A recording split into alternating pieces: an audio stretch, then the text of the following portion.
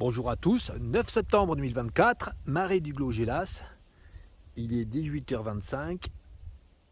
Cette zone a été mise en zone Natura 2000. Il y a un panneau, il y a quelques centaines de mètres vers là-bas, où il y a écrit « Vous rentrez dans une zone Natura 2000 ».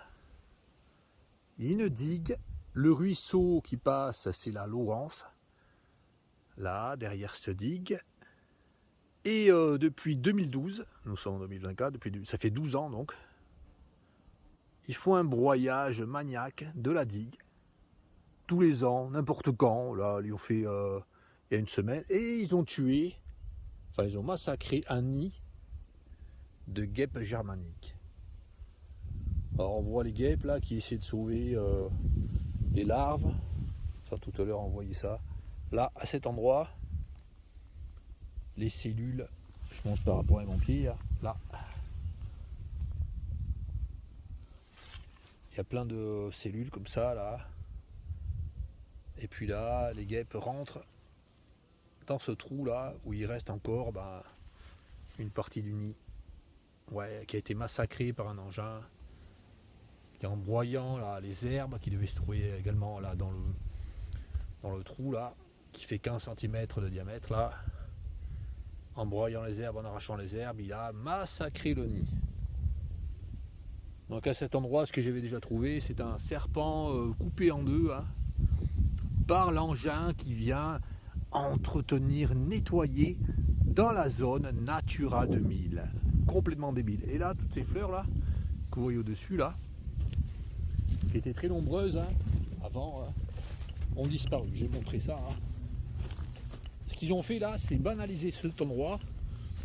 Voilà, nous avons maintenant une prairie banale, alors qu'avant il y avait beaucoup plus de plantes peu communes, enfin peu communes, c'est pas rare non plus, mais il y avait beaucoup de grandes consoudes qui poussaient sur cette digue, à cet endroit là, puis en bas.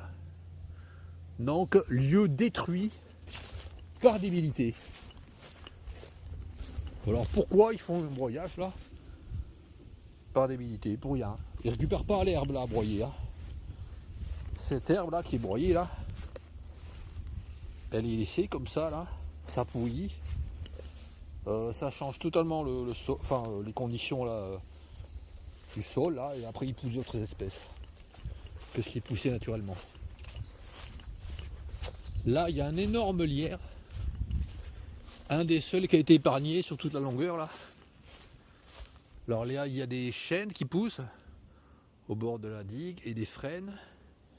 Et puis sur ces chênes, contre ces chênes et contre ces frênes poussent d'énormes lierres, comme celui-là. Là, c'est le seul qui a été épargné. Je pense que le gars qui fait ça là, il n'a pas vu que c'était un lierre, il pense que c'est parti de l'arbre, donc il n'a pas coupé. Ouais, il a quand même été coupé là, par son engin débile. Débilement par son engin. Et puis là, dans cet endroit humide là, s'il y a des insectes, des grenouilles, des rainettes méridionales, etc., elles sont broyées, parce que le gars il s'en fiche.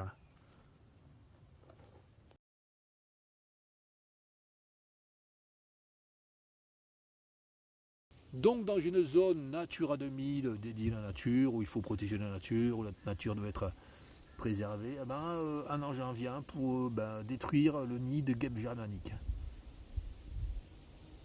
Alors je ne sais pas si la guêpe des germaniques a diminué, mais en tout cas l'autre espèce très semblable à la guêpe vulgaire, la guêpe commune, a beaucoup régressé en raison des broyages, en raison des destructions systématiques dans les jardins, avec les pièges destinés aux frelons asiatiques, mais qui tuent en fait ces guêpes-là.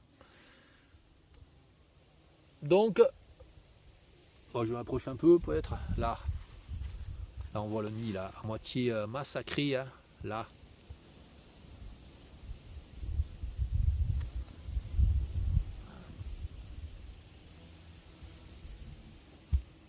La guêpe germanique, Vespula germanica. Là, tout ce qu'il y avait sur cette digue a été massacrée. Hein. Alors ce qui pousse naturellement là, à cet endroit, c'est la grande consoude, cette plante là, famille des Borraginacées. Je vais vous montrer qui sont en fleurs. Hein. Les fleurs sont blanches, des fois elles sont blanches légèrement jaunes, des fois elles sont roses et des fois elles sont mauves. C'est marrant, c'est une plante qui a des fleurs de couleurs variables. Mais généralement elles sont jaunes les fleurs, enfin blanc, blanc jaune ou un peu rose. On va voir là-bas s'il y en a. Hein. Ça n'a pas été broyé là, donc là c'est écrasé. Hein. Au début de la zone Natura 2000, ils mettent que c'est une zone avec des espèces d'intérêt communautaire. Ils mettent un panneau avec le papillon, le cuivré des marais. Le cuivré des marais, il vit là, oui. Là où il y a de l'oseille, là, dans les zones humides, le cuivré des marais pond sur les oseilles. Et puis là, il y a le tracteur qui vient, qui écrase cet endroit. Là, il y a plein d'insectes vraiment qui vivent, hein, mais il n'y a plus grand chose là. Hein. Tout a été broyé. Là, nous avons les sureau-yèbles. Là, cette plante, appelée sureau-yèble ou yèble, qui ressemble au sureau, mais qui est une plante herbacée. Par rapport au sureau, les feuilles sont un peu plus fines, mais c'est la même odeur typique du sureau. Alors là, le ruisseau. Bon, est-ce qu'ils vont venir pour broyer les deux côtés de la digue? Parce que souvent, comme ça, ils viennent une première fois, ils broient le dessus de la digue et ils reviennent pour broyer l'intérieur. Voilà le chemin qu'il y a là. De ce côté-là, ils n'ont pas fait le broyage pour l'instant, mais on peut s'attendre à n'importe quoi. Donc là, le chemin, il ne le broie plus. Alors la grande consoude, les fleurs de la grande consoude sont comme ça. Mais des fois, elles sont plus grandes. Hein. Donc là, elles sont jaunes et peut-être qu'on va voir qu'ils sont un peu mauves. Mais là, c'est la couleur la plus classique, ça. De la grande consoude qui fait des feuilles, grandes feuilles comme ça, qui sont plein de petits poils, de feuilles rêches, hein, comme les Borraginacées. Hein. C'est une plante de la famille des Borraginacées. La grande consoude. On ne voit pas souvent, hein, je trouve en Gironde, hein. Je ne sais pas s'il y en a ailleurs. Hein. En tout cas, c'est une plante des marais, qu'il y a dans les marais, comme ça. Bon, le chemin là, il est vraiment envahi par la végétation, mais c'est bien. Hein. Ailleurs, ils ont fait un broyage des chemins comme ça sur 4 mètres de large. Alors qu'on peut passer. Hein. Admettons qu'ils veuillent que ce soit un endroit où on puisse pénétrer. Ce qu'ils pourraient faire, c'est légèrement couper avec un sécateur là, des branches qui dépassent. Mais non, ils préfèrent tout broyer. Là, on voit que toute la bordure du fossé est recouverte de ronces. Ça, c'est dû au fait qu'une année, ils ont tout broyé, là, les bordures des fossés. Et après qu'ils aient broyé toutes les bordures des fossés, ce qui a repoussé, ce sont des ronces. Alors qu'avant, ce qui poussait, c'était plus des plantes propres au marais. Donc, ils font absolument n'importe quoi. Bon, je vais essayer de montrer quelques trucs qu'il peut y avoir dans ce marais. Hein. Marais, vraiment, plus tellement marais. Hein. Puisque l'eau circule moins qu'avant, je pense.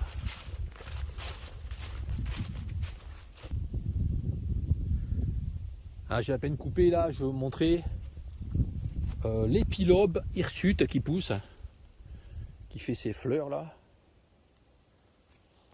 qui a été broyé en pleine floraison. Hein. Pour rien, pour nettoyer. Puis là, tout ce qu'il y avait là, ça a été broyé. Hein. Surtout pas pour faire pour ramasser, surtout pas pour ramasser, hein. Ça a été broyé parce qu'il faut nettoyer. Hein. C'est laissé par terre comme ça. Et le broyis de plantes.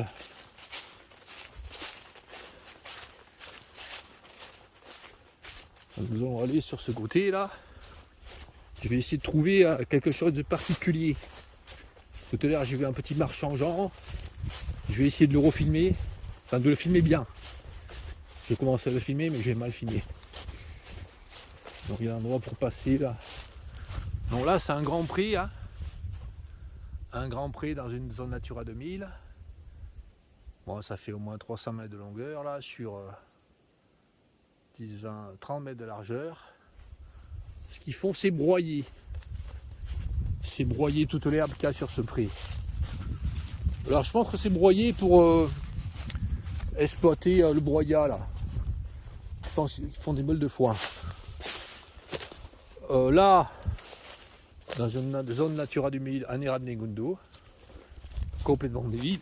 L'érable Negundo est un arbre qui provient des États-Unis, qui ne devrait pas être à cet endroit, et nulle part d'ailleurs en Gironde. Donc là, ils font des broyats, vous voyez. Tout ça, c'est broyé. Je sais pas s'ils récupèrent là l'herbe broyée. Enfin, je sais pas si ça se récupère, ça pour faire des meules de foin. Puisqu'il y a des roseaux, des iris. En tout cas, ils font ça là, à peu près n'importe quand. Ils font la fauche tardive. Hein. Complètement débile. En fait, la fauche tardive, il n'y a rien de plus nocif hein, quand elle est faite à cette période-là. En septembre, si elle a été faite en septembre. Là, regardez, là, je pense qu'il ne récupère rien là. Il broie, c'est pas une fauche, un broyage. Il broie, puis il laisse l'herbe là. Ah, ça pue, ça sent exactement comme dans les grottes. Ça sent moisi là. Enfin, ça sent comme dans les grottes avec une petite odeur végétale en même temps. Alors que dans les grottes, il y a uniquement une odeur de moisi. Donc là, ça sent moisi. Bon, ça, c'est les grands cansoudes hein, qui ont été coupés, donc elles sont comme ça. Hein. Là, on pousse comme ça. Hein. Là, il y a plein de sols dans cette haie. Une haie très importante pour la biodiversité. Hein. Ce qui permet la vie du petit marc changeant. Sur ce lieu en Gironde. Le grand marc changeant, il y en a très peu en Gironde. Là, nous avons des grandes consoudes qui n'ont pas été broyées. Bon, ça fait une plante assez haute, hein, qui atteint 1 mètre au moins. Hein. La grande consoude. Bon, toujours des érables Negundo hein, partout. Hein. Ça, il laisse bien les érables Negundo. Hein.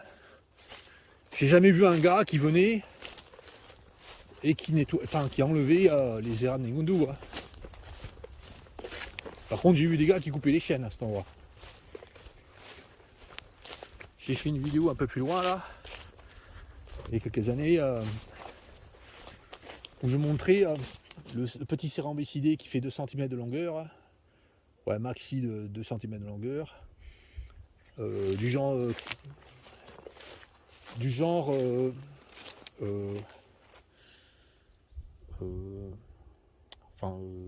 pas du genre de la tribu Clitini, et qui s'appelle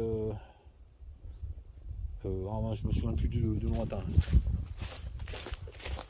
Détritus, le nom de l'espèce c'est Détritus. Avec des rayures jaunes comme ça qui ressemblent vaguement à une guêpe, enfin qui peut se confondre de loin avec une guêpe, et qui creuse ces galeries dans le bois mort.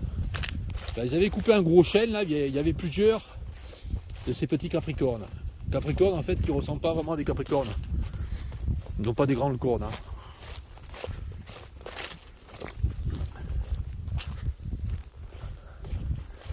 Ah ouais, je voulais montrer là l'arbre.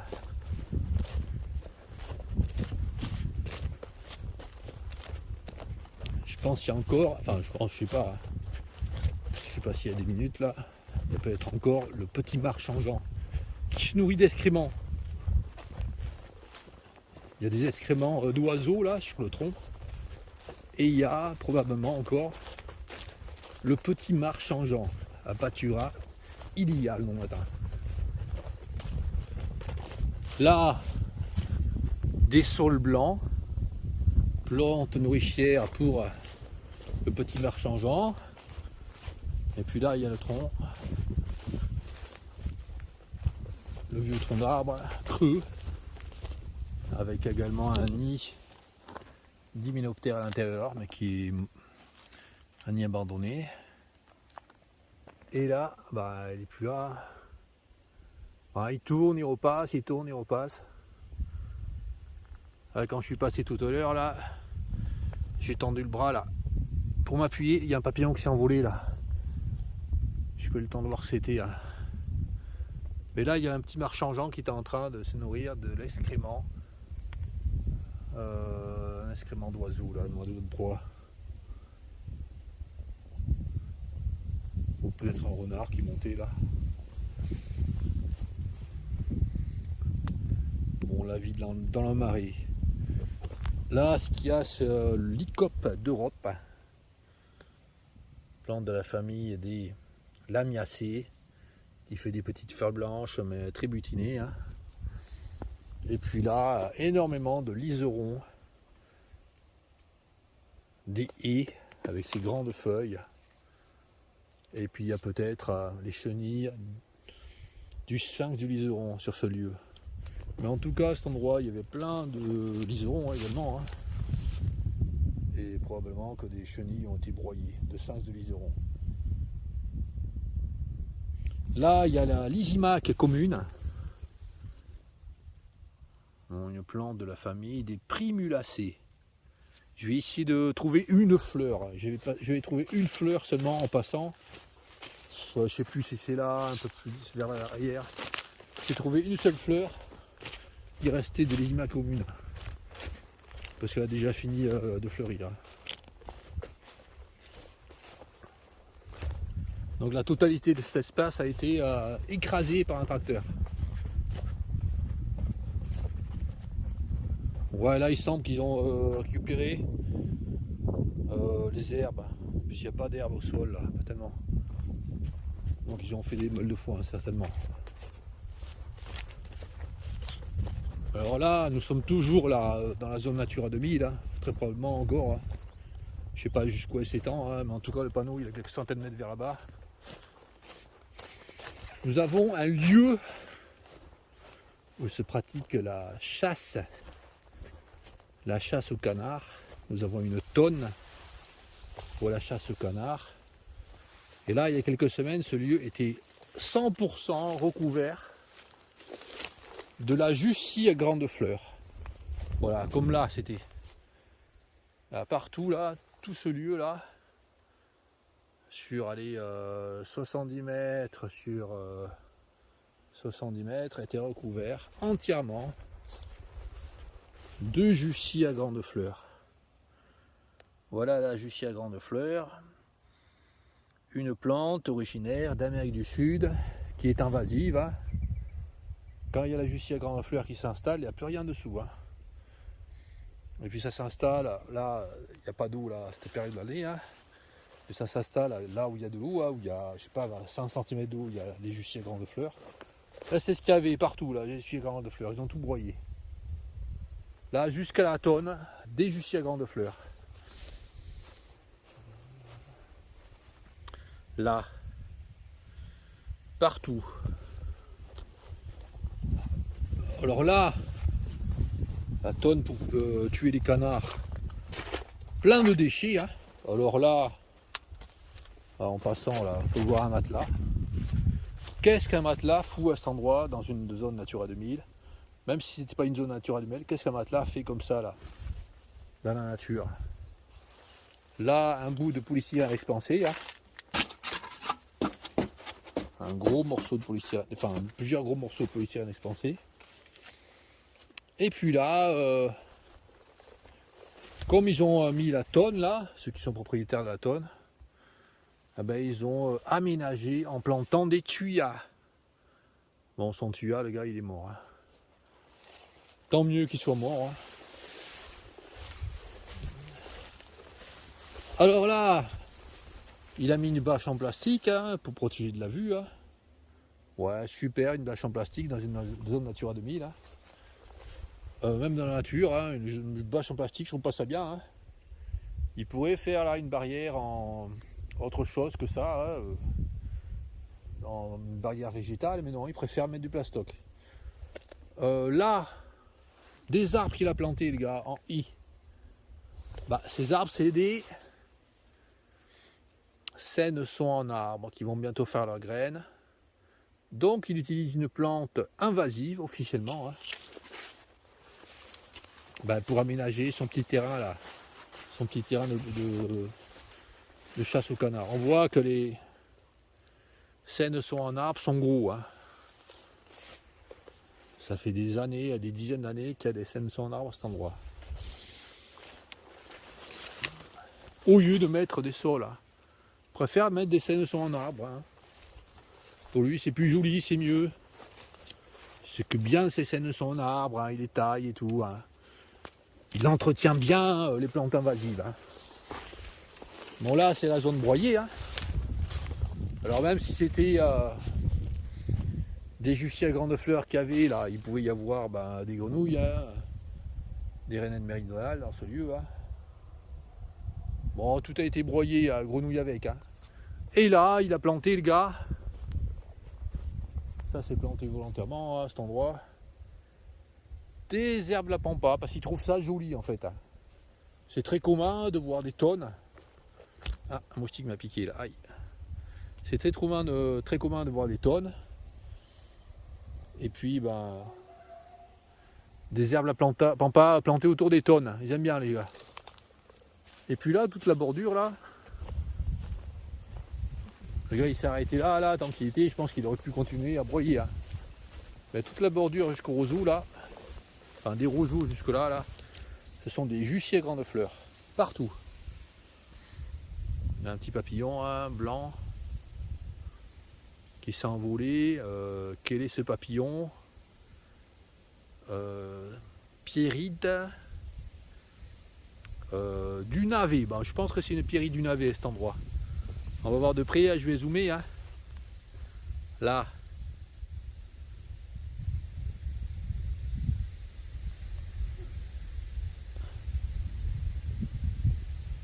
Hein. Je me suis trompé.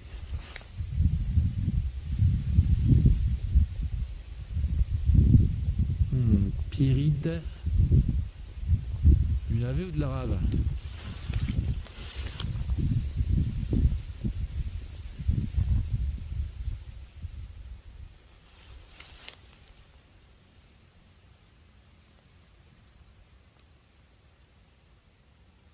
Ni l'un ni l'autre, c'est autre chose ça.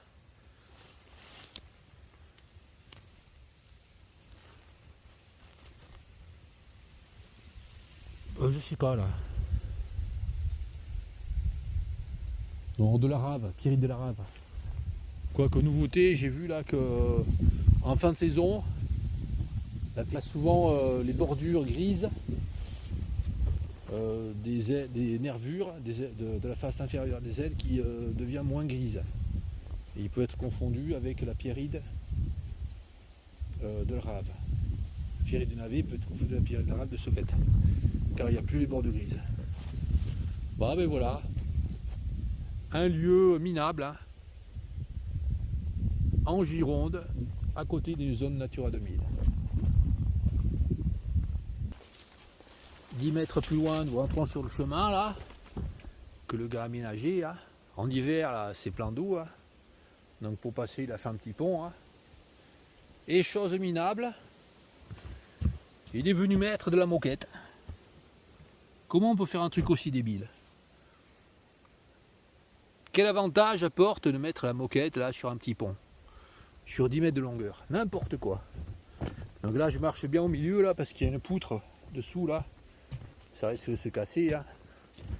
Je pense en plus que le bois pourrit bien plus vite hein, quand il est recouvert comme ça de moquette, puisque le moquette garde l'humidité. Et puis là, il n'y a pas la moquette là. Là. Faut faire gaffe, ça peut se casser le bois là, comme là. Allez. Et là, nous avons des consoudes, des grandes consoudes. Et là, cette plante là.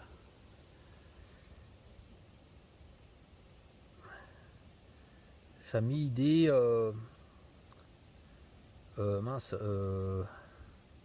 Cariophyllacées, ouais, famille des Caryophyllacées, c'est une plante comestible, appelée le mouron des oiseaux.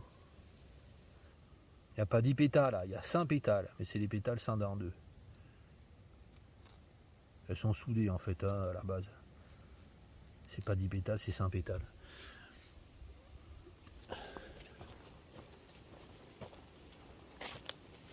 Ouais, c'est ça, mouron des oiseaux. Une plante comestible. Là, une grande consoude, hein, butinée, hein. Il commence à faire frais là, il y a des nuages. Enfin, il commence à faire sombre. Là, c'est le petit chemin emprunté qu'on emprunte, qu'on met des bottes, hein, souvent, hein, pour prendre ce petit chemin. Même en tennis, ça va très bien. Hein. Voilà, j'ai pris des bottes pour pas me piquer, pour pas salir mes chaussures. Hein. Pas prévu de passer là, comme ça. Là, les grandes consoudes, très développées, hein, avec des très grandes feuilles. Hein. Et puis là, la zone nettoyée. C'est le monsieur de service du nettoyage qui est venu pour nettoyer. Donc là, les grandes consoudes, elles sont broyées. Hein. Tout ce qui était grande consoude, là, ça finit comme ça. Hein. Là, voilà les grandes consoudes. Hein. Parce que c'est une zone Natura 2000, il faut nettoyer. Hein. Bon, quel est l'animal qui mangeait là? Ces feuilles. Ceux qui font ce travail là s'en foutent complètement. Hein. Ce qu'ils veulent, eux, c'est des chemins nettoyés. Alors naturellement, comme ça, sur les lieux de chasse, il y a des petits chemins qui se forment à force que les gens y passent. Hein. Il y avait déjà un petit chemin d'ailleurs là. On voit là où c'est sombre, c'était comme ça. Sans roseau, sans roseau faisait passer. Et puis là, ils ont élargi. Pour rien, ça sert à rien. Hein. Bon, je viens de couper 10 mètres avant là. Et qu'est-ce qu'il y a là comme arbre? Un érable Negundo qui fait ses graines là partout. Érable d'origine américaine. Qui était classé dans la famille des acéracées avant. Et maintenant, une nouvelle classification. De classe dans les sapins d'acé. Et puis là, il y a plein de pruneliers qui permettent la vie de plein d'espèces de papillons. J'ai jamais vu le papillon le gazer à cet endroit. Il a probablement disparu pour je ne sais quelle raison.